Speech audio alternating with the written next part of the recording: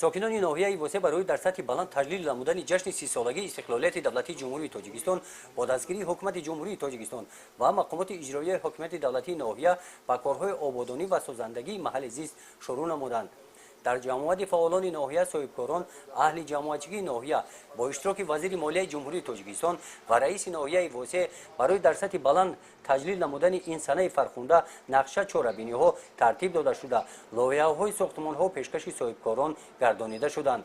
موافق این برنامه در جمعیت شهرک و جماعت های دهات کتابخانه، صنفخانه های علاوگی، مؤسسه های تحصیلاتی تا مکتبی، تالارهای ورزشی، حمام ساخته می شوند.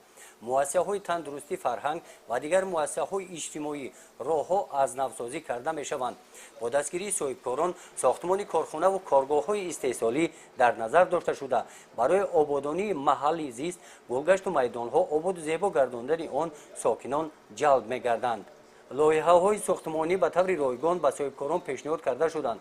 اهل جماعتچگی ناحیه فعالان صاحبکاران رهبران تشکیلات و مؤسسه ها این پیشنهادها را یکدلانه دستگیری نمودند.